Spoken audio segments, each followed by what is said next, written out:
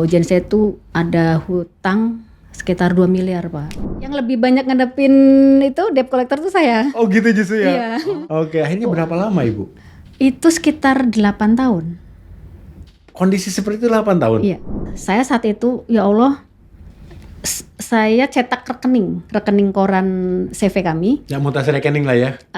Cuma 500.000. Sisanya 500.000? Iya. Saya ganti angkanya, Pak. Bukan ganti, tambahin jadi 5 Ditambahin miliar. aja gitu, nolnya gitu. Jadi 5 miliar. Terus? Ya Allah, saya ingin suatu saat nanti di rekening ini cair sebesar 5 miliar. Saya nggak mau untuk foya-foya, tapi yang penting hutang saya tertutupi. Lalu apa yang terjadi? Yang terjadi, rekening yang saya tulis itu namanya Severus Alam, turun sebesar yang saya LOP-kan. Pas 5 miliar. Luar biasa ya.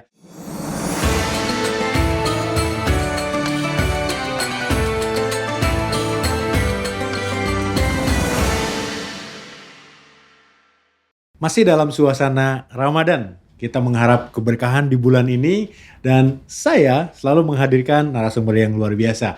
Termasuk kali ini saya didampingi oleh seorang narasumber yang kita dengar aja ceritanya nanti ya. Beliau adalah seorang pejuang keajaiban dan telah menemukan keajaiban-keajaiban di dalam kehidupannya. Kita sambut saja Ibu Agustin. Assalamualaikum Ibu. Waalaikumsalam warahmatullahi wabarakatuh. Alhamdulillah Ibu sudah bisa mampir, kita berbagi dengan audiens kita ya, Pak Agustin. Alhamdulillah. Biasanya kalau narasumber saya tanya pertama adalah, Bu, keajaiban apa, tidak usah dijelaskan, yang Ibu temukan Setelah mengikuti magnet rezeki. setelah mengikuti magnet rezeki? Banyak, Pak. Banyak. Salah satunya apa? Salah satunya kalau yang menurut saya nih yang paling ini sekali itu yang terakhir-terakhir ini malah. Jadi dengan wasilah ilmu magnet rezeki, hidup saya tuh jadi tenang. Lebih tenang.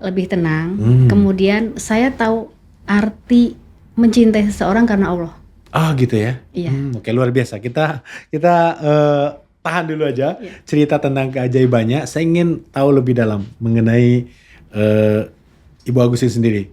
Ibu sebetulnya kesehariannya itu pekerjaannya apa dulu pada saat sebelum ketemu dengan magnet rezeki nih? Iya. Jadi saya dulunya itu bantu-bantu suami. Suami itu profesinya kontraktor. Saya bantuin, kemudian ya saya ikutin ininya, kemana suami pergi saya ikut dalam arti ikut kerja ya Pak. Oh, ikut kerja, ikut mengerjakan gitu. Mengerjakan Di proyek lah kali gitu ya. Iya. Jadi saat itu usaha suami itu kontraktor.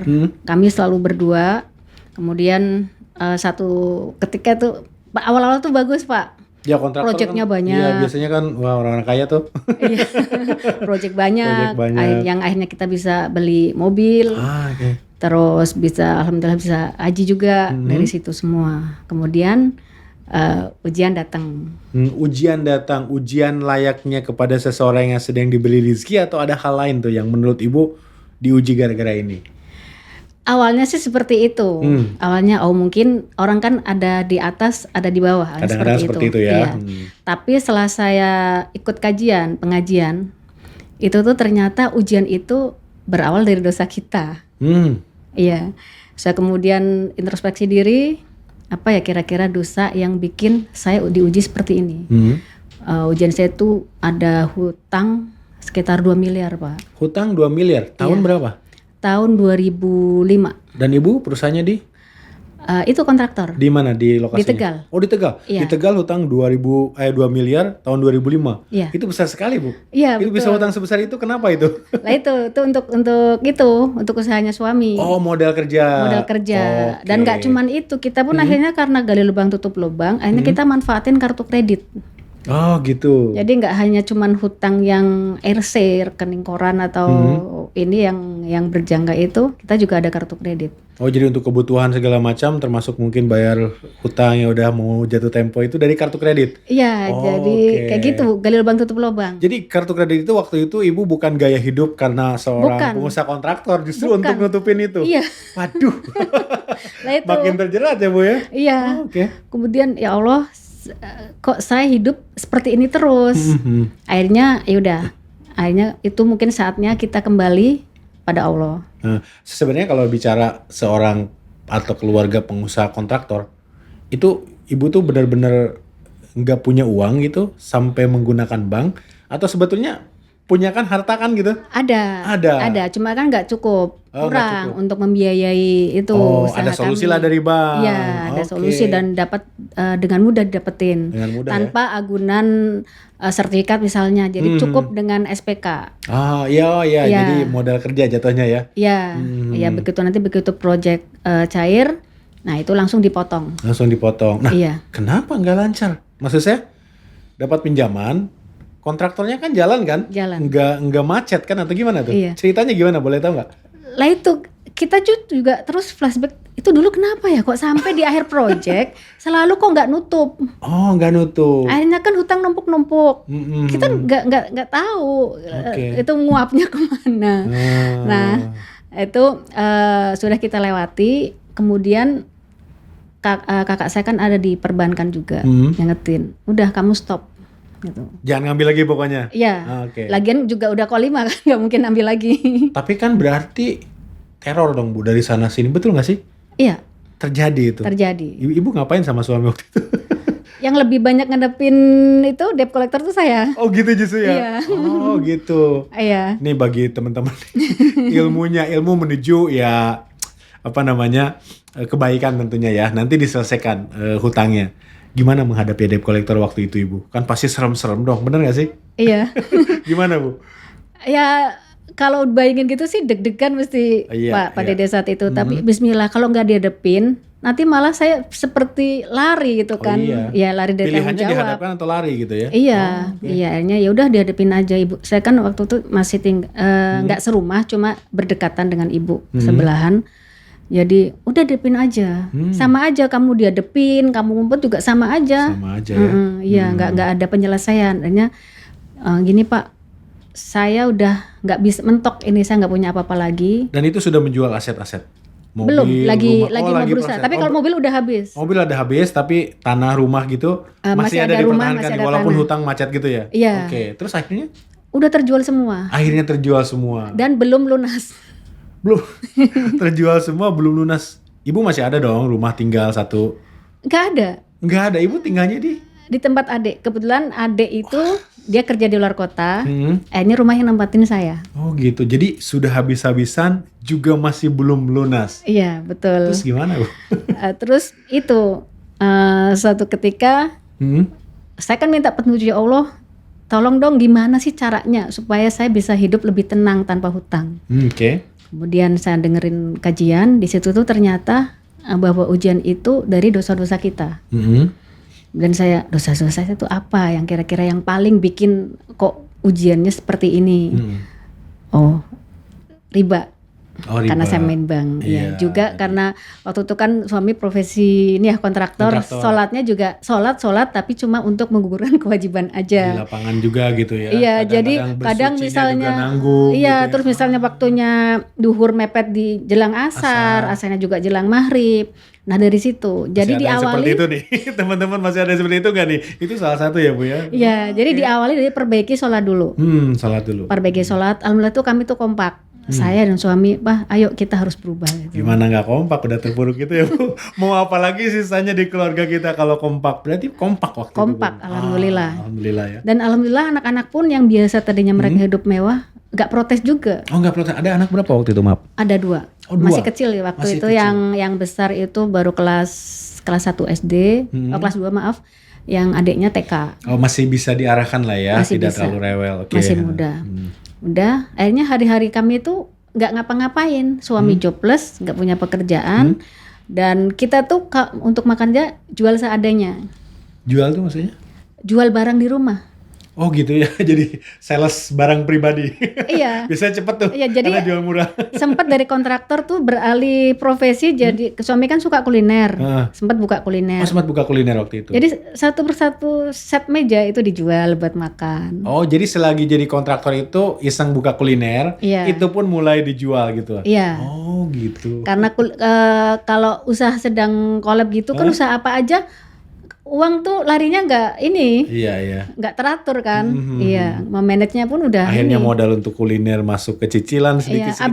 Habis lagi gitu ya. Iya. Oke. Terus dari situ udah habis-habisan, Bahkan kita pernah di titik makan itu kalau di Tegal tuh bahasanya ponggol, nasi ponggol. Nasi ponggol itu apa? Nasi ponggol itu kayak nasi kucing. Oh, nasi kucing. Yang bungkusnya porsi kecil itu. Iya. Jadi kita cuma waktu itu punya uang 5.000. Dibelikan nasi itu dapat 2 sama 2 gorengan tempe. Aduh, itu untuk Jadi berempat. Saya dengan yang kecil, yang perempuan, suami dengan anak saya yang pertama yang laki. Anaknya bilang apa sih waktu itu? Enggak ya?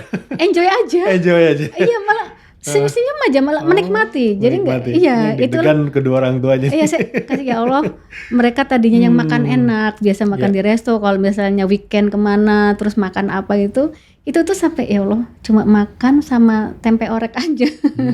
Gitu ya. Dapat apa dari kajian itu, Bu?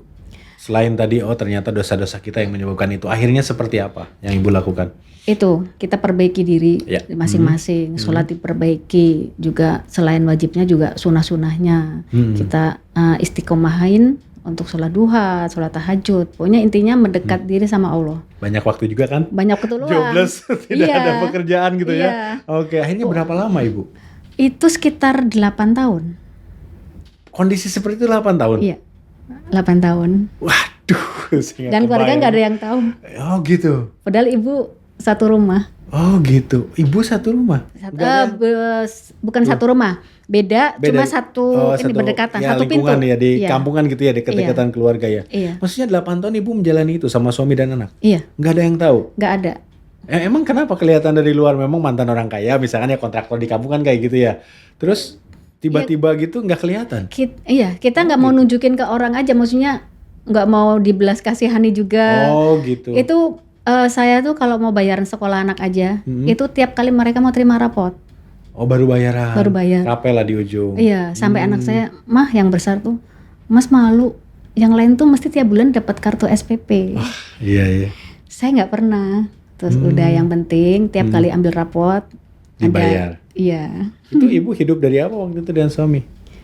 Saya juga kalau dipikir sampai sekarang dulu kalau 8 tahun itu jual-jual barang tuh pasti habis Tapi lagi. ada aja itulah matematikanya Allah tuh. Kadang nggak bisa dimasuk di akal kita. Saya ingat dulu saya dari mana aja ya uangnya tuh gitu. Nah terus kalau dapat rezeki itu tuh saya usahain sedekah subuh. Karena saya kan ikut pengajian. Sedekah subuh pakai apa nih? Maaf nih, saya agak tergelitik nih. Nggak punya uang, terus sedekah subuh itu pakai apa? Jadi misalnya saya punya uang 10.000, 2.000 saya sisain, kita pakai yang 8.000. Tetap itu disedekahin walaupun kekurangan. Dipaksakan. Justru karena saya dengar dari Ustadz juga, sedekahnya orang yang sedang kesusahan itu akan lebih berarti daripada sedekahnya orang sedang berlimpah. Lah itu saya berapa persen tuh? Saya punya uang 10.000. 20%. Saya sedekahin 2.000. Bahkan pernah suami itu cuma pegang uang 20.000. Ada temennya yang lagi nggak ini juga, dia Mas tolong dong anak saya belum makan. Padahal uang itu mau buat beli bensin, ngisi bensin. Itu dikasih ke orang itu. Saya sempat kesal juga. Pak itu kan satu-satunya uang kita. Kenapa dikasih? Nggak apa-apa itu anaknya belum makan. Suami pulang naik motornya tuh didorong. Wah luar biasa. Bu sempat mempertanyakan nggak sih dalam arti gini 8 tahun katanya sedekahnya orang lagi teraniaya itu jauh lebih makbul doanya atau jauh lebih mustajab atau apapun gitu ya. Ibu sempat bertanya nggak sih mana sih ini bohong kali nih gitu ya? Sempet ya. Cuman saya jadi ketakutan sendiri. Jangan-jangan nanti malah Allah marah. Kok kamu udah sedekah kok nggak ikhlas gitu sih? Itu ngarepinnya balasan kayak gitu. Belum kenal dengan mana rezeki waktu itu. Belum. Kemudian nggak lama kemudian saya kan karena waktunya luang saya banyak ikut pengajian. Dari salah satu ustadz saya itu mengenalkan mana rezeki. Ini loh ibu-ibu ada channel bagus di Telegram. Saya mulai buka channelnya. Punya handphone tuh waktu itu. Ada pulsanya. Gimana ceritanya tuh? Kan masih punya handphone nih. Itu sebelumnya berarti nggak ada handphone. Ah gitu. Iya. Itu sudah punya handphone tuh. Udah punya handphone karena saya kan setelah ada rezeki sedikit itu kulineran tuh ganti-ganti. Pertama tuh bakmi Jowo, ambil franchise. Udah nggak berhasil. Nah, terus buka sate Tegal. udah jalan, nggak berhasil juga. Kemudian terakhir tuh kafe susu, fresh milk. Nah itu saat itu fresh milk itu lumayan, kami situ udah bisa punya HP. Oke. Nah dari situ saya lihat Telegram. Audio kan ya Bu ya? Audio. Yang pertama kali saya buka audio terakhir yaitu lunas hutang seketika. Pas banget. Pas banget. Ini kok pas banget ya? Saya ikutin. Akhirnya kan saya penasaran. Saya buka audio yang sebelum-sebelumnya dari awal. Pas perisai rezeki. Oh, ini tuh ternyata saya udah lakuin perisai rezeki itu. Jadi dengan kita mulai buang dosa-dosa kita, Allah tuh pelan-pelan ngasih jalan ke kita. Nah itu tuh jalan yang saya maksud. Satu ketika suami sedang dan saya takziah ke kerabat kami ada yang meninggal. Di situ tuh ada yang nyamperin suami, Mas dicari sama bapak ini, bapak pejabat pokoknya saya gitu kan. Oke. Iya. Terus suruh apa ya, pokoknya dicari. Kemudian singkat cerita suami nemuin, kemudian ditawarin mau kerja sama. Yang kami heran tuh kok bisa ya orang lagi collab diajak kerja sama. Iya kan, kalaupun pejabat kan ya. Iya. Yang ada di pikiran saya itu adalah dikasih proyek, nggak ada modal juga, gimana cara mengerjakannya. Ini ditemuin buat apa Bu? Dikasih modal. Dikasih modal. Dikasih modal. Oh, pejabat itu tahu sedang terpuruk. Tahu. Tapi kan terpuruk biasanya ini terpuruk, jangan-jangan nih kerjanya nggak bener nih, nggak ada yang percaya nih. Ngapain saya ngasih modal dia? Bukan seperti itu yang di itu pikiran mungkin pejabat. keajaibannya. Iya, Jadi Allah, campur tangan Allah tuh di sini. Gitu ya. Jadi itu nggak cukup di situ. Ada lagi pejabat satu lagi itu dari itu kan tadi kabupaten dari provinsi. Provinsi juga. Iya. Kenal Bapak nggak sebelumnya sih? Kenal aja. Kenal karena dipanggil. Waktu itu kan sebenarnya kami Bukan karena pernah ngerjain proyek itu sebelumnya? belum. Oh belum justru. Jadi saat itu kan setelah kontraktor itu udah mau ditinggalin, sempet terakhir tuh ngurus izin kuari Galian C. Tapi nggak jalan karena nggak ada modal juga. Kemudian waktu itu tuh di situ daerah kuari itu banyak terjadi kecelakaan karena licin kan. Nah semua pemilik izin di situ dipanggil untuk kompensasi buat orang-orang yang terkena ini kecelakaan itu. Justru mau ditagih nih. Iyalah, kita mulai kerja aja belum Udah ditagih lagi. Udah diminta kompensasi. Tapi karena itu konsekuensi dari pemilik izin, akhirnya suami walaupun ini ya pinjam sana sini, kita kasih. Iya. Dan uang itu pun memang bukan untuk dinas, memang untuk orang-orang yang terkena itu bencana itu. Dari situ mungkin si bapak ini terus percaya, ini belum mulai usaha aja. Tapi mau ngasih kompensasi itu. Gitu. Kemudian itu pertama kali kami punya HP. Setelah nggak ada, saya pakai SIM card yang lama. Oh, SIM card yang lama yang pernah nonaktif gitu ya berarti. Kira-kira 10 bulan lah. Oke. Kok bisa ada SMS masuk? Saya juga heran. Kok nggak angus ya? Saya coba isi ulang, masuk pulsanya. Iya, kemudian saya bilang ke sumpah, ini ada SMS nih. Coba dibales, langsung bapak itu dihubungi. Ternyata udah pindah. Udah pindah ke daerah Pekalongan. Kemudian suami ke sana lagi, suami presentasi usaha ini yang terkait dengan kuari atau galian itu. Oke, kita kerjasama. 3 kali pertemuan langsung deal dan langsung kasih modal, Pak. Langsung kasih modal. Kasih modal. Ya, jadi itu tuh memang Allah tuh, pertolongan Allah selalu di saat yang tepat, Pak. Iya. Saat itu tuh ada proyek tol Pejagan Pemalang. Di situ. Jadi kami saat itu izin waktu itu baru 1 atas nama saya. Kemudian dari modal-modal itu dari 2 orang ini kita akhirnya bisa bikin izin-izin berikutnya. Iya, jadi kami punya 5 izin. Dan oleh ini ya saya sebut nggak apa-apa Pak, PT ini oleh PT Waskita, kita tuh ditunjuk. Jadi PT Waskita tuh ambil dari urugan itu dari kita semua untuk proyek jalan tol itu dari Pejagan Pemalang. Jadi Ibu galian gitu ya, itu urugannya ambil dari Ibu semua malah untuk tol itu. Luar biasa ya. Iya. Udah ada yang ngasih modal, ada satu BUMN yang sedang dapat kepercayaan pemerintah, ngambil semua dari sana. Mulai ini dong, mulai jantung kehidupan rumah tangga Ibu. Iya, alhamdulillah. Nah, gitu terus ada lagi satu ini nih Pak, yang terus saya materi itu di Telegram itu kan ada law of projection. Iya, LOP ya. LOP, saya ternyata juga udah praktek duluan. Nah, saya saat itu ya Allah Saya cetak rekening koran CV kami. Yang mutasi rekening lah ya. Cuma 500.000. Sisanya 500.000. Ya, saya cetak. Saya bawa ke sholat hajat dan tahajud saya. Diapain? Mau diapain? Didoain apa itu? Saya ganti angkanya, Pak. Bukan ganti, tambahin jadi 5 Ditambahin miliar. aja gitu, nolnya gitu. Jadi 5 miliar. Terus? Ya Allah, saya ingin suatu saat nanti di rekening ini cair sebesar 5 miliar. Saya nggak mau untuk foya-foya, tapi yang penting hutang saya tertutupi. Karena saya takut hutang. Ya, Ibu memikirkan nggak 5 miliar itu dari mana? Nggak mikirin, pokoknya mikir. Tambahin aja 0 gitu. Pokoknya saya tambahin. Tambahin 0 tuh berarti 4 ya, 500.000 jadi 5 miliar gitu. Iya. Gitu. Itu sebab sholat, ya Allah saya mohon, saya nggak mau, sedangkan Rasul katanya nggak mau menyolati orang yang punya hutang. Ketakutan saya itu seperti itu. Saya nggak mau ketika nyawa saya diambil masih meninggalkan hutang, apalagi anak masih kecil-kecil. Siapa nanti yang mau melunasi hutang saya? Itu. Jadi saya ingin 5 miliar itu supaya hutang saya nutup. Niatnya itu. Bukan niat untuk poya-poya tadi ya. Bukan itu. Beda lah dengan mungkin ya masih ada di antara kita yang saya mau 5 miliar sehingga saya bisa keliling dunia. Mungkin beda ya dampaknya. Tapi justru ini ingin lepas dari hutang gitu ya. Bagus ini ya. Luar biasa. Lo apa yang terjadi? Yang terjadi itu kan termin dari waskita itu kan bertahap. Jadi pengajuan, nanti ada cair-cair. Nah, tepat di rekening yang saya tulis itu namanya CV Rus Alam turun sebesar yang saya LOP-kan. Pas 5 miliar. Luar biasa ya. Terlepas memang itu hak kita, hak ibu ya CV-nya untuk mendapatkan uang pembayaran.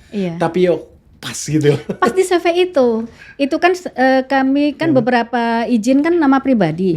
Itu pencairan nggak ada yang angka bulat 5 miliar tuh nggak ada. Iya, keriting-keriting lah. Gitu iya, angkanya tuh mesti ada koma-komanya. Itu pas 5 miliar, baru kemudian saya sendiri yang bayar pajaknya.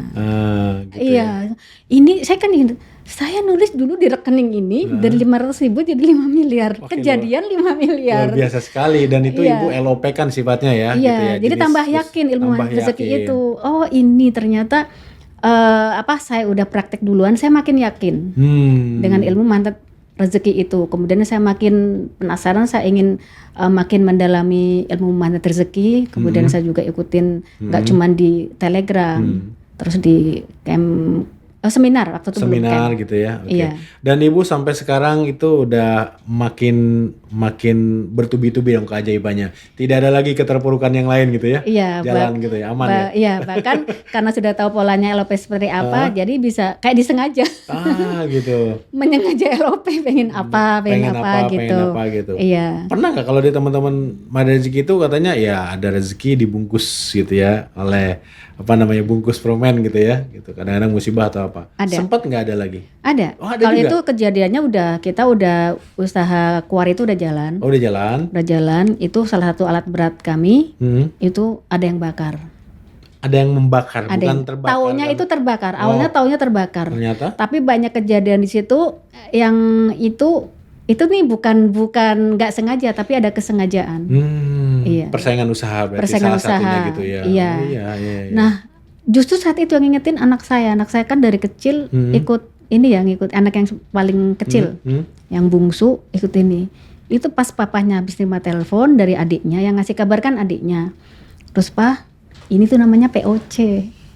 Paradox of Candy. Diingetin. Umur berapa waktu itu? Umur TK Pak. Sudah bisa mengingatkan. Sudah bisa. Luar biasa ya. Nanti papa pasti akan dapat gantinya yang lebih besar. Oke. Iya. Gitu. Jadi sebenarnya ya kita menjalankan juga dilihat ya oleh anak-anak ya. Iya. Apalagi masih kecil mungkin. Iya. Jadi benar-benar orang tua tuh role model buat mereka ya. Ujian apa lagi yang ibu lewati itu sebelum ini? Ada lagi nggak ujian yang menurut ibu, ini ternyata bisa dilewati? Iya, jadi alhamdulillah kan ujian tentang hutang atau dalam bahasa mandat rezeki itu amanah ya. Amanah, udah terlewati lah ya. Sudah terlewati. Kemudian masa-masa bahagia kami itu senang kami bisa umroh, bisa jalan-jalan. Masalah ekonomi udah nggak ada isu waktu itu, selesai. Iya. Kemudian tibalah ujian berikutnya. Apa itu, Bu? Kira-kira Pak Dede bisa nebak gak? Apa ya? Masa bangkrut lagi sih? Kan sudah nggak riba kan gitu ya? Iya. Apa? Ini ujian ibu ya? Berarti ke ibu berarti ya? Ke saya. Oh gitu. Iya. Apa ya? Boleh di-spill aja, Bu? Ya jadi saya kemudian mendengar dari teman saya katanya gini, kamu punya rumah di sini nggak? Yang dia sebut perumahan elit Citraland di sana kan? Enggak. Terus yang benar ya. Tapi saya lihat suami kamu di sana. Oh gitu. Iya. Oh saya udah mulai nebak, tapi Ibu ceritakan aja nih. Iya.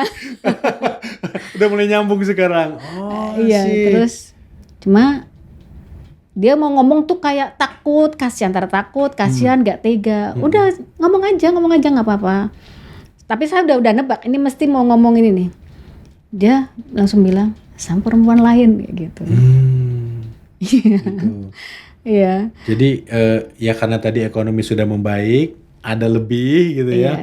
Akhirnya uji lagi dengan didatengin orang ketiga. Orang ketiga. Itu maksudnya nikah lagi atau gimana? Iya. Oh, nikah lagi. Saya awalnya kan bingung, ini kok tiba-tiba ada rumah di sana. Kemudian saya nggak percaya gitu aja dengan laporan teman saya. Saya nggak percaya sebelum saya lihat sendiri. Terus, ayo, saya ngajak teman saya, ayo kita ke sana. Ih jangan. Takut ya? Takut. Gak enak juga dan sebagainya gitu. Jangan, nggak apa-apa. Kamu kuat. Saya nyetir sendiri sana. Teman saya dampingi karena takut saya kenapa-kenapa. Dan benar ada mobil suami saya di sana. Iya, ya udahlah. Saya lemes waktu itu. Lemes. Kayak saat itu tuh kayak dunia tuh hancur. Iya. Tapi ya sudah. Saya kemudian ini mungkin ujian saya berikutnya. Akhirnya saya pulang. Setelah itu ya seperti wanita pada umumnya Pak Dede. Kan nggak ada wanita yang mau diduakan kan. Iya. Dan hari-hari selanjutnya tuh kayak saya tuh merasa tersiksa. Tersiksa, tapi kemudian saya ingat anak-anak. Saya nggak mungkin kayak gini terus. Belum bicara sama suami atau udah itu? Udah. Oh berarti suami sudah tahu lah ya bahwa. Udah tahu dan mengakui kan. Iya betul. Saya nikah lagi gitu. Gimana Ibu bisa bertahan? Karena kan saya yakin mungkin ya mudah-mudahan tidak banyak. Tapi saya yakin di luar sana mungkin ada yang mengalami hal sejenis serupa. Dengan berbagai macam tindakan yang dilakukan berikutnya, ada yang bertahan, ada yang tidak bertahan, ada yang meratapi nasibnya terus-menerus gitu. Ibu melakukan apa dengan cobaan atau ujian seperti itu waktu itu? Ya alhamdulillah otak waras saya masih bekerja dengan baik. Jadi saya jangan sampai keluar kata-kata minta pisah dari suami. Udah tahu makna rezeki soalnya juga ya. Iya, dan dari ajaran kita kan juga nggak boleh ya seorang istri minta cerai tanpa sebab yang syar'i. Ini suami saya mampu. Bisa membiayai 2 orang istri. Saya nggak ada alasan untuk menghalang-halangi lagi. Dan sah nikahnya juga kan? Iya. Bukan nggak jelas kemana-mana gitu ya. Iya. Tapi kan hati tetap masih berontak saat itu, belum ikhlas, belum terima. Iya. Terus saya masa saya mau kayak gini terus. Saya sampai kurus waktu itu. Kemudian saya ingat, oh iya, saya harus tahu. Saya kan dulu diuji juga, tapi saya kuat dan bisa melewati ujian dengan kekurangan materi selama 8 tahun. Saya yakin saya pun ini bisa. Cuma terus caranya gimana ya? Sedangkan beda. Dulu kan kita saling kompak, bahu-membahu, kemana bareng, dijalani bersama. Dari plus ke 0 ke minus, sampai dengan plus lagi gitu ya. Iya lah, ini kan kayak sendiri-sendiri. Saya berusaha berdamai dengan diri sendiri, gitu kan. Terus, nah itu kemudian ada camp, camp Magnet Rezeki. Itu belum pernah ikut camp berarti? Belum. Baru kenal dari audio gitu atau online gitu dari ya? Seminar. Pernah sebelum camp saya pernah ikut seminar. Jadi dari camp itu sudah sempat punya keinginan camp, cuman kok nggak deket-deket, ada di Surabaya, Jogja, sedangkan saya anak-anak kan masih kecil.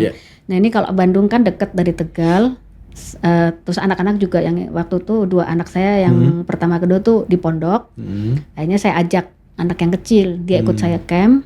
Dari camp itu tuh yang paling makjeleb di saya saat Pak Nas menyampaikan materi mulai Garputala. Ya kan karena kalau Perisai Rezeki LOP itu kan udah praktek kan. Udah praktek. Garputala ini kan udah tahu, udah denger juga.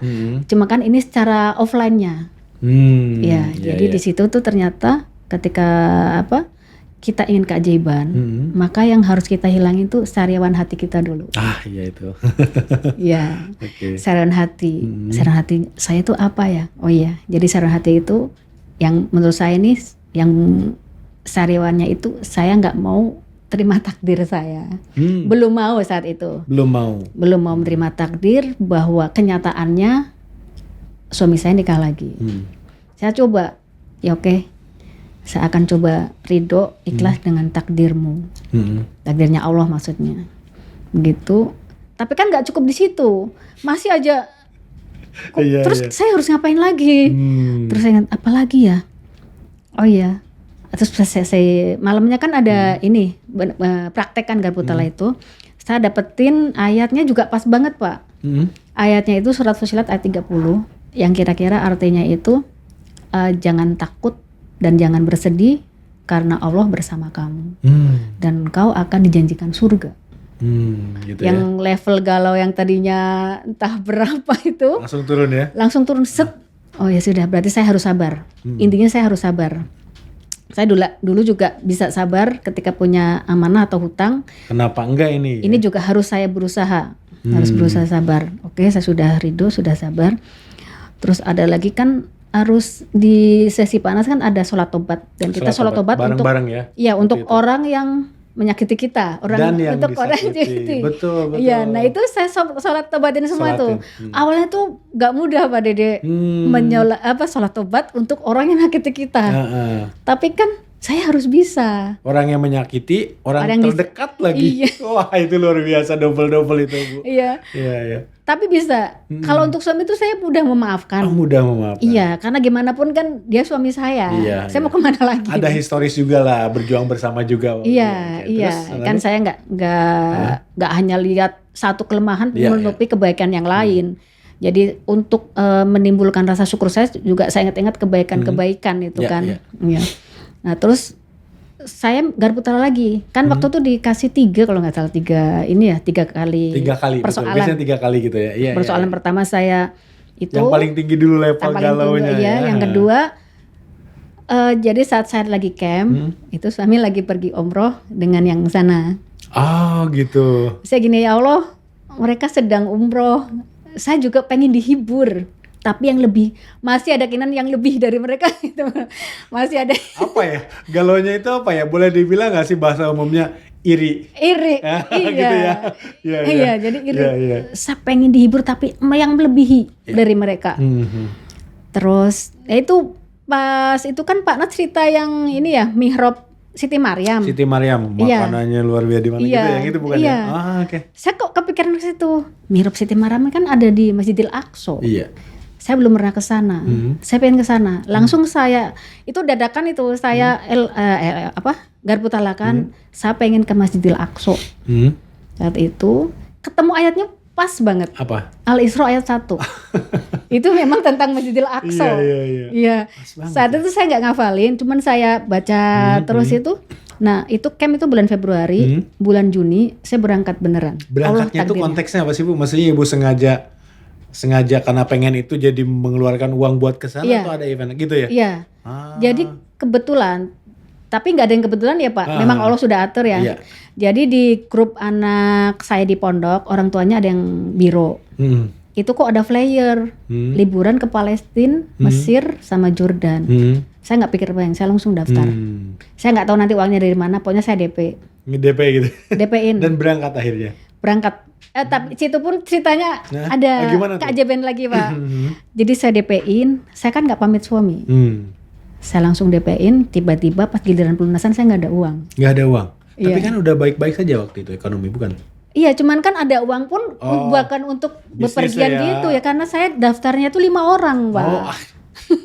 Dengan siapa aja waktu itu? Anak-anak. Oh gitu. Suami dan anak-anak bertiga sama saya kan 5 orang. Oh maksudnya suami juga waktu diajak? Iya. Oh, jadi kita kalau pergi memang gitu selalu sepaket. Satu paket. Gitu ya.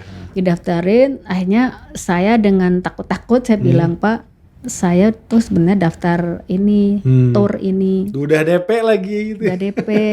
Cuman ini saat mau pelunasan saya nggak ada uang. Terus suami bilang, kamu kok gak ngomong-ngomong kayak gitu, macam langsung mainin aja.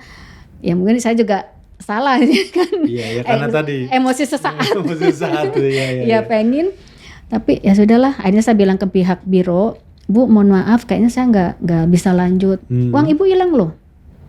Ibu DP itu hilang, nggak bisa kembali. Ya udah nggak apa-apa, mungkin bukan rezeki saya. Kan anak-anak udah tahu kita mau ke Palestina, udah seneng tuh. Liburan juga udah mulai. Mah, kapan? Katanya tanggal 16 mau berangkat. Maaf ya, nggak jadi. Mama nggak ada uang untuk lunasi. Kita ke Jogja aja ya. Adik saya di Jogja saat itu. Jauh banget ya. Iya, dari Palestina ke Jogja. Palestina ke Jogja gitu. Akhirnya mereka dengan lemes juga tetap mau packing. Tetap mereka mau. nurut-nurut sih, tetap packing. Berapa hari 3 hari aja, jangan lama-lama, 3 hari. Jam 10 malam dari Beru telepon saya. Bu Agustin, besok jam 12 siang ibu ditunggu di bandara. Kenapa, kan belum melunasi? Iya, kok saya berangkat? Saya kan sudah cancel. Nggak mau tahu. Kita tetap ternyata dari pihak hotel dan pihak maskapai kita harus lunasin. Jadi ibu pun harus berangkat. Oh gitu, karena mereka book ini ya seat ya, dan book ini. Udah lunas kesananya. Udah lunas. Jadi intinya adalah itu biasanya DP itu untuk kuota-kuota intinya gitu ya. Jadi tetap harus berangkat. Tetap gitu. harus Akhirnya ibu berangkat. Lah terus nanti saya gimana? Ya nggak mau tahu, pokoknya ibu berangkat. Ya sudahlah. Terus suami juga oke, akhirnya berangkat semua. Cuman satu anak saya nggak jadi ikut karena dia waktu itu di pondok ada acara, dia di panitia. Kita berangkat berempat. Nah, saya kan nggak sempat pamit sama, kan kakak saya tinggal deket situ, nggak sempat pamit karena mendadak. Baru setelah saya sampai Kairo, saya telepon. Saya panggilnya ayah kan, ngikutin anak-anak panggilnya ayah. Ya, aku di Kairo. Gitu. Loh, jauh banget udah sampai Kairo gitu. Nggak tahu ya. Iya. Terus lah inilah yang aku mau cerita ya. Kenapa? Aku tuh berangkat kayak gini belum lunas. Terus, gitu. Ngawur kamu. Nah terus gimana? Udah tolong lah ya, tolong gitu. Terus gimana ya? Ya udah Mas, udah di itu aja. Kamu fokus aja sama ini ziarah kamu. Nanti sini yang ngurusin. Terus ya aku pinjemin, nggak usah utang bank lagi ya katanya. Pinjemin. Khawatir ya terjerat lagi. Ya, saya pinjemin dari teman-teman yang masih muda-muda, yang tabungannya nggak dipakai. Terus nanti ininya apa hadiahnya? Kamu beliin aja kaos katanya. Pokoknya kaos bukti kamu tuh ke Jordan kayak ke apa, ada tulisan itunya. Itu aja Pak. Dan itu pun saya nggak inget prosesnya gimana, tahu-tahu tuh lunas ya gitu. Iya, dan mereka pun saya gimana ya, aku belum bisa balikin uang teman-teman. Nggak apa-apa kata mereka, nggak apa-apa buat tabungan. Dari situ saya bisa ambil hikmah. Iya ya, kalau Allah udah punya mau, cara apapun nggak ada yang bisa menghalangi. Iya, saya dengan cara seperti itu, pihak biro memaksa, kakak saya ngusahain uangnya. Itu seperti itu Pak. Luar biasa ya, ajaib banget.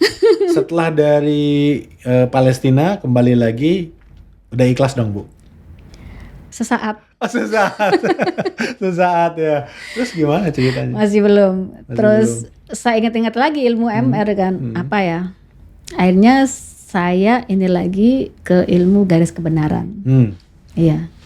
Di ilmu itu tuh saya yang salah. Tapi saya mikir lagi, salah saya apa ya? Biasanya gitu tuh. Ya kalau kita nggak salah, ngakuin salah apa malah nggak salah kan gitu cari ya. alasan. Bingung juga. Iya, cari alasan. Salah saya apa ya? Oh iya, salah saya itu tetap aja saya berarti kalau gini nggak terima takdirnya Allah. Itu tuh maunya Allah udah kayak gini. Udah kamu terima aja karena semua itu di luar itu skenario-nya Allah. Di luar saya semuanya benar, saya yang salah. Jadi udah. Nah satu ketika yang bikin saya, yang tadi saya di awal itu saya Pak Dede nanya apa sih yang paling ini dari ini, saya akhirnya bisa menemukan cinta itu karena Allah. Cinta karena Allah. Iya. Itu ya. Jadi ada satu kejadian di situ. Awalnya saya tuh merasa itu wah ini kayaknya titik balik saya nih. Saya merasa suami saya nggak sayang sama saya lagi, udah nggak suka sama saya. Makanya lagi. ada yang lain kan? Ada yang lain. Terus saya gini, oke, kamu kan berpaling nih dari aku juga mau berpaling, tapi aku mau berpalingnya lebih elegan, nggak kepada makhluk, tapi kepada penciptanya makhluk. Saya, ya Allah, ajari saya mencintaimu dengan benar.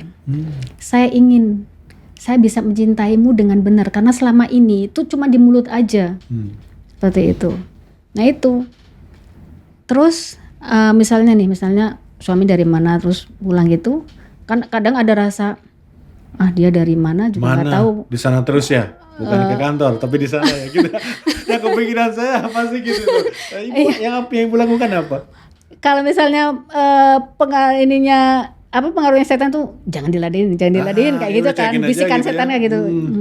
Tapi terus kemudian saya, kamu katanya mau cinta sama Allah. Iya. Terus Allah tuh seolah-olah ngomong ke saya, mana cinta kamu? Katanya kamu mau cinta sama aku. Kok kamu gak perlakukan hambaku dengan baik? Seperti itu. Akhirnya kayak hati tuh, oh iya ya, apa ini yang namanya cinta karena Allah? Jadi tuh saya bener-bener akhirnya yang tadinya tuh kayak hampir posesif ya, terus juga rasa memilikinya terlalu tinggi, seolah-olah itu tuh suami seutuhnya milik saya. Sebenarnya kan enggak. Suami itu kan hambanya Allah, punyanya Allah. Yeah. Allah yang lebih berhak mau ngapain aja. Mau suami saya dijadikan apa kan? Membolak-balikan hatinya juga bisa, membuat berpaling atau apapun bisa ya. Gitu. Iya aja, ya sudahlah. Ya Allah udahlah, saya pasrah, dia milikmu. Yang penting saya melakukan kewajiban saya. Saya berbuat baik pada suami karena ini perintahmu. Kayak gitu. Dan itu kayaknya bikin hati tenang, Pak Dede. Berjalan berapa lama Bu sampai suami sudah tidak dengan saat itu masih. Saat itu masih. Berapa lama itu terjadi? Ibu mencintai karena Allah, melayani suami sebagaimana Allah inginkan seorang istri melayani suami gitu ya. Kira-kira 2 tahun. 2 tahun Ibu 2 tahun, iya. Jadi ketika misalnya suami pamit, saya ke sana ya udah nggak ada rasa apa-apa. Ya udah, memang itu kalau saya menghalangi malah saya dosa. Ya karena itu kewajibannya juga kan ke sana. Saat itu Ibu masih cinta suami atau enggak sih? Cintanya udah beda. Udah beda. Nah itu cinta karena hal itu. Oke. Kadang gini ya, maksudnya kita pernah ada sesi podcast sebelumnya terkait dengan perselingkuhan, ditinggal dan sebagainya. Ada yang memang tadi mungkin seperti Ibu sampaikan, saya cinta karena Allah. Ya udah, karena mencintai Allah jadi tetap mendoakan suami, melayani suami dan sebagainya. Ada juga, Pak, udah saya masih bareng gitu ya, tapi saya udah unfall gitu. Saya sudah mati rasa. Ya udah, suami mau kemana bodo amat. Bukan yang itu ya Bu ya? Bukan. Tadinya saya kira saya mau seperti itu tadinya. Iya. Tapi saya memang nggak kepikiran seperti itu. Tapi tadinya ketika saya berniat, udahlah saya nggak mau fokus suami seperti apa. Yang penting saya cinta Allah dulu kayak gitu. Dan yang terjadi itu justru kayak cintanya ke suami itu udah benar-benar beda. Cinta, tapi cintanya mungkin lebih tinggi levelnya. Lebih tinggi. Iya. Yang belum tentu dipahami semua orang juga sih ya. Iya, gak bisa diungkapin. Iya, kadang orang umum bodo amat sih kayak gitu ya. Tinggalin aja gitu ya. Kalau cari suami yang lebih soleh kan bisa gitu ya. Iya. Tapi ini sebenarnya level tertinggi atau lebih tinggi dari cinta sebelumnya ya Bu. Iya. Gitu ya, luar biasa. Iya. Nah, itu 2 tahun berjalan. 2 tahun. Apa yang terjadi kemudian sampai suami akhirnya memilih kembali seutuhnya untuk bagus ya? Itu juga campur tangannya Allah ya, saya juga nggak tahu. Tiba-tiba terus suami bilang, saya mau pisah dari dia. Oh gitu. Gitu. Bukan karena ekonominya makin ini enggak kan? Bukan, saya juga. Itu kan? Saya bersyukurnya, alhamdulillah saya nggak pernah nyuruh-nyuruh. Udah pisah. Gitu. Nggak minta, karena itu kan salah satu ciri istri durhaka kan seperti itu. Menyuruh suami menceraikan istri yang lain. Yang sah gitu ya dalam konteks itu. Iya, saya nggak mau itu terjadi. Akhirnya pisahlah. Iya. Kembali bareng lagi sekarang. Iya. Wah, luar biasa. Happy ending. Happy ending, bagus ini kan. Ibu juga pasti menjadi teladan nih bagi anak-anak sekitarnya dan sebagainya ya. Nah, pada saat kapan Ibu memutuskan saya ingin berbagi dengan yang lain lebih luas lagi ilmu dan jurus-jurus magnet rezeki itu, kapan tepatnya? Itu awalnya saya dipaksa oleh salah satu CTMR. Gitu. Boleh sebut nama? Boleh. Pak Arif Bar. Oh Pak, gitu. Jadi saat itu tuh masih pandemi ya. Masih pandemi. Itu tuh ada TFT namanya. TFT yang ke-6. TFT ke-6. Bu, ikut aja gitu. Enggak Pak, saya nggak bisa ngomong depan orang. Saya grogi kalau ngomong di depan orang. Enggak apa-apa, minimal buat ibu sendiri. Nanti kalau ibu ikut TFT itu, yang tadinya kalau camp itu kan kita diharapkan jadi plus 6. Kan dekat di spiritual meter tuh ada kan Pak. Tapi kan nanti kalau udah ikut ini TFT, itu bisa jadi plus 8. Saya penasaran, plus 8 itu kayak apa ya? Kayak gimana kayak gitu gimana, iya. Jadi saya ikutin pun saya belum berniat untuk menyebarkan atau ini ke teman-teman, buat diri saya sendiri dulu, karena saya juga masih perlu berdamai kan saat itu, berdamai dengan takdir saya, iya. Jadi saya setelah ikut itu, terus riset lagi tahun depannya, baru setelah Pak Nas mengadakan SHMR, di situ tuh ada temen yang ngingetin, kamu tuh punya banyak keajaiban loh, kenapa nggak coba berbagi? Iya. Karena banyak di sekitar kita yang punya persoalan seperti kamu, tapi mereka tuh bingung alurnya gimana, polanya tuh ngadepinnya gimana. Betul. Karena kadang-kadang ini bukan berarti merendahkan yang belum mengalami terus mengajari bagaimana cara melewatinya. Itu pun bisa gitu ya, dengan motivasi, inspirasi, kisah orang lain. Tapi ya kalau dialami sendiri itu sangat impactful, Ibu.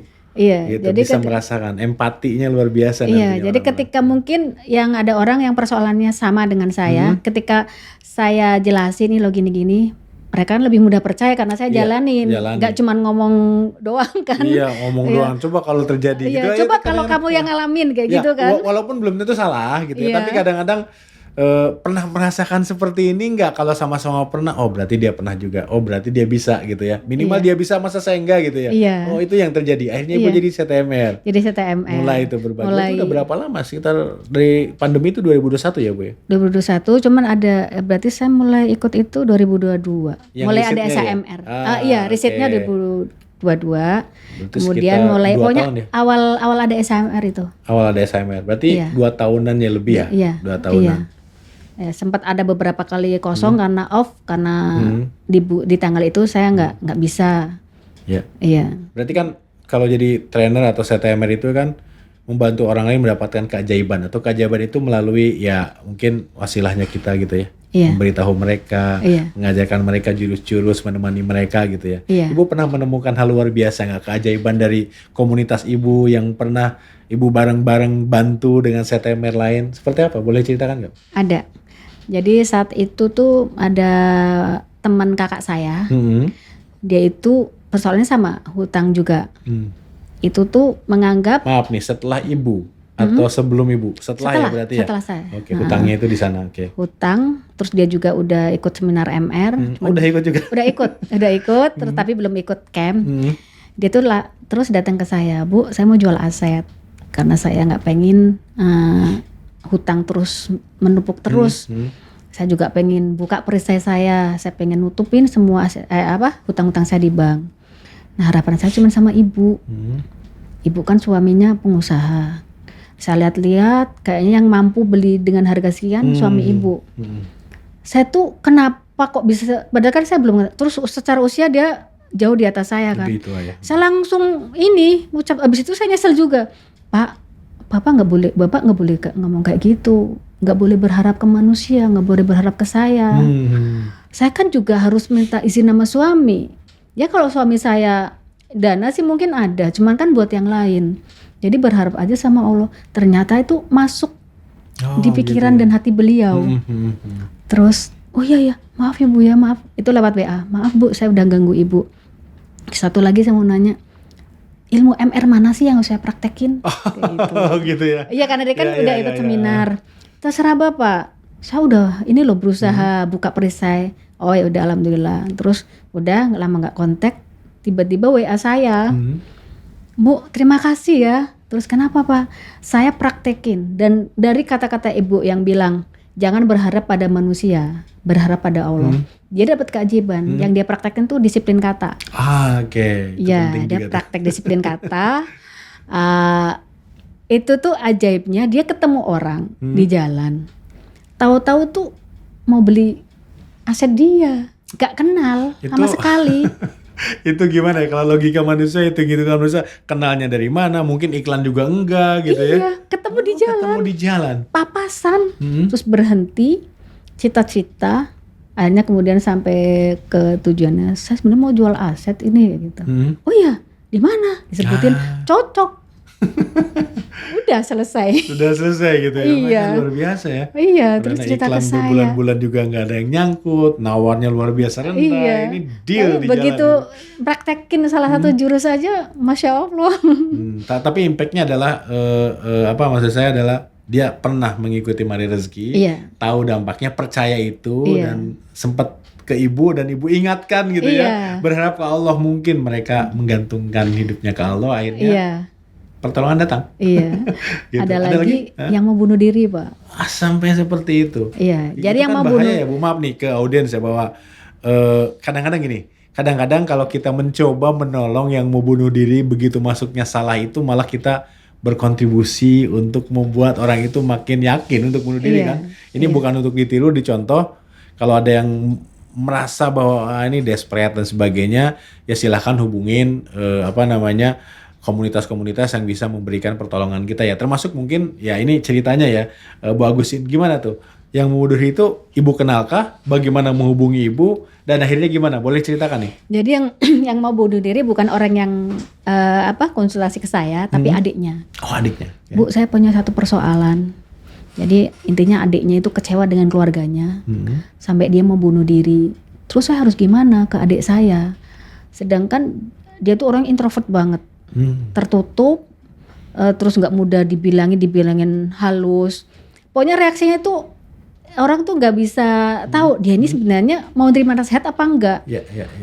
Pokoknya sering pernah dijumpain mau bunuh diri. Terus ya coba ini aja, coba bilang ke ibu. Dia kecewa sama siapa? Apa sama ibu? Apa sama bapak? Tanyain. Terus yang paling bikin dia kecewa itu apa? Setelah cuma dia nggak diceritain ke saya, cuma dia nemu poinnya. Oh, ternyata adik saya kecewa karena ini. Gak mau cerita, terus ya sudah, sampaikan aja ke orang tua. Udah disampaikan, terus gimana, Bu? Ya karena ini katanya dengan orang tua ya, maunya kan harus pelan-pelan. Itu tuh minta itu aja, yang pertama minta ridhonya dulu. Orang tua itu harus ridho ke anaknya dulu, supaya anaknya juga bisa lebih baik. Terus udah, ya Bu, terus apa lagi? Masing-masing kalau udah menyadari kesalahan masing-masing, itu saling memaafkan dan sholat tobat. Jadi kayaknya kan nggak menjalani yang ada di jurus itu ya, Pak. Jadi yang tapi alhamdulillah udah selesai. Gitu lama nggak terdengar kan? Ini kok nggak pernah kontak saya, gimana ya? Deg-degan juga dong ya. Iya. Terus saya hubungi, Bun gimana adiknya? Alhamdulillah, Bu. Alhamdulillah adik saya sekarang sudah sedikit terbuka. Kalau ada apa-apa tuh mau cerita, mau ngomong, dan gitu hubungan dengan orang tua pun udah membaik. Saya ikut seneng. Iya. Memang ada di sekitar kita sih banyak persoalan-persoalan. Ya orang pasti, setiap manusia kan ada aja tantangannya ya, Bu ya. Ada aja ujiannya, ada cobaannya. Tapi kan kadang orang bingung nih. Gimana cara menghadapinya, keluar dari permasalahan itu, seperti Ibu tadi keluar dari hutang gitu. Kita udah dengar ceritanya, keluar dari masalah terkait dengan suami yang punya istri lagi gitu. Dengan berbagai jurusnya. Bu, boleh disampaikan nggak sebetulnya bagi yang praktikal nih, yang bisa digunakan nih oleh siapapun nih yang lihat video ini di masalah apapun, terutama yang biasanya Ibu lakukan, itu jurus apa dulu sih, ngapain dulu kita, kemudian pakai yang mana gitu ya. Apakah harus 1 cukup, 2 cukup, 3 cukup, dan bagaimana merasa bahwa oh ini sudah cukup nih, 2 jurus saja, 3 jurus saja, gimana sih Bu? Kalau menurut saya itu harus combine ya. Combine ya, tidak bisa satu lah ya. Iya, karena antara satu dengan lain kan berhubungan. Iya. Yang Ibu biasa gunakan pertama kali apa? Yang pertama biasanya saya itu dulu perisai rezeki dulu. Itu penting. Jadi saya dapat seperti ini karena dosa saya.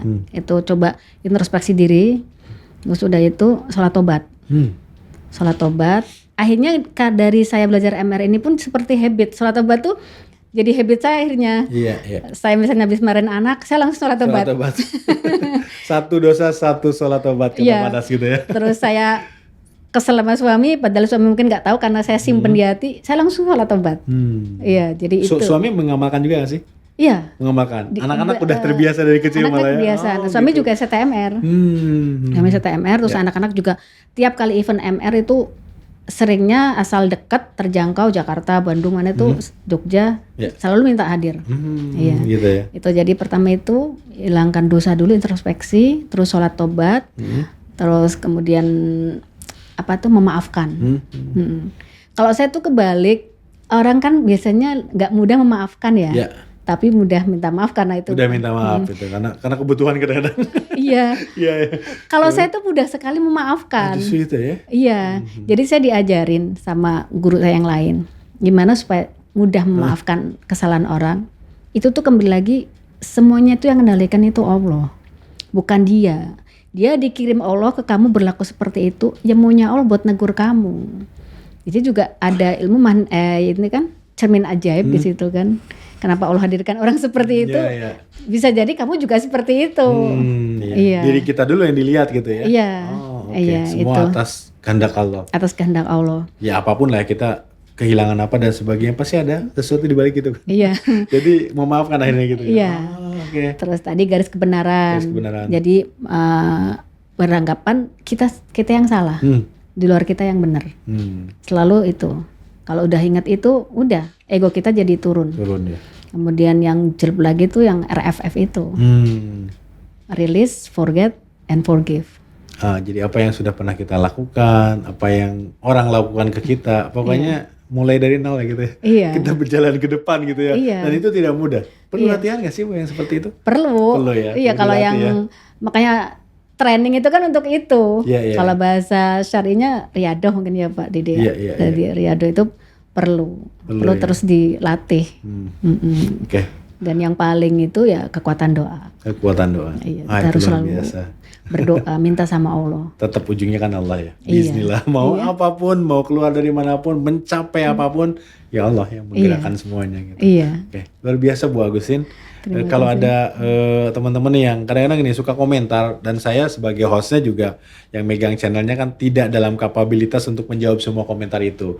Ibu boleh nggak komunitasnya, linknya saya masukkan di deskripsi? Boleh. Supaya nanti ya yang relate, yang merasa nyaman, mau tanya lebih lanjut bisa masuk ke sana. Itu free ya? Iya. Ya bisa gabung, nanti bisa tanya-tanya lebih lanjut Bu Agustin gitu ya. Iya. Oke. Luar biasa sesi ini, ini saya nggak tahu ya.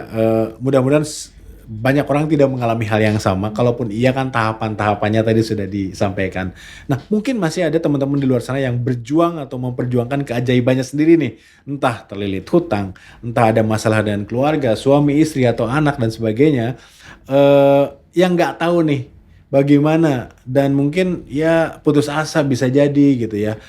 Ada yang ingin disampaikan ke Ibu, ke teman-teman yang sedang berjuang untuk keajaibannya, sehingga mereka lebih tenang dan lebih yakin bahwa keajaiban itu akan datang bagi mereka selama mereka bisa menjalankan ya apa yang mungkin Ibu sampaikan tadi, jurus-jurus magnet rezeki yang lainnya, atau mungkin petuah-petuah atau petunjuk dari guru-guru atau ustadz yang lainnya. Apa yang Ibu disampaikan? Silakan Bu. Iya.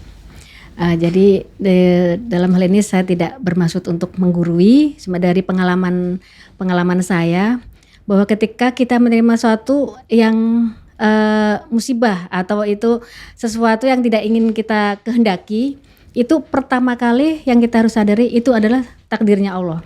Kita terima aja dulu, kita ridho dulu dengan takdirnya Allah. Takdir Allah itu pasti yang terbaik. Jadi hidup itu kalau saya analogikan tuh seperti belajar berenang, Pak Dede. Ketika kita pertama kali belajar berenang, itu kan kalau saya waktu itu ditenggelamin tuh sampai dasar, kemudian kamu diam aja, nanti kamu pasti muncul ke permukaan. Kamu gak usah ngapa-ngapain. Tapi kalau kamu gerak-gerak, kamu berontak, kamu gak bisa napas, malah kamu bisa tenggelam. Itu iya ya.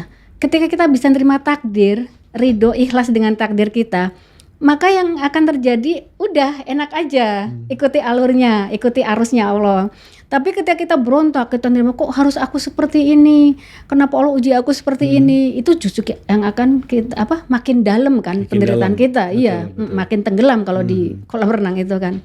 Itu. Jadi yang pertama terima takdir, ridho dengan takdir Allah, kemudian buka perisai, introspeksi diri dosa-dosa kita. Terus itu bisa dengan sholat tobat, berbanyak istighfar, sholawat, karena zikir itu kan yang akan mengingatkan kita pada Allah, yang akan melembutkan hati kita juga. Kemudian garis kebenaran itu merasa diri salah dan di luar kita yang benar, karena di luar kita itu skenario-nya Allah. Kemudian mungkin gak mudah RFF itu, tapi dengan berlatih, dengan melepas apa yang ada di pikiran atau perasaan kita, kemudian release, forget, melupakan. dan forgive, memaafkan. Insya Allah semuanya akan baik-baik saja. Luar biasa, terima kasih Bu Agusin. Dan bagi teman-teman yang masih berjuang untuk mencapai keajaibannya, yakinlah karena keajaiban itu ada bagi mereka yang percaya. Itu selalu menjadi closing statement kami di sini. Dan yakinlah atas izin Allah keajaiban itu akan muncul bagi kita semua. Sampai jumpa di segmen berikutnya. Assalamualaikum warahmatullahi wabarakatuh. Waalaikumsalam warahmatullahi wabarakatuh.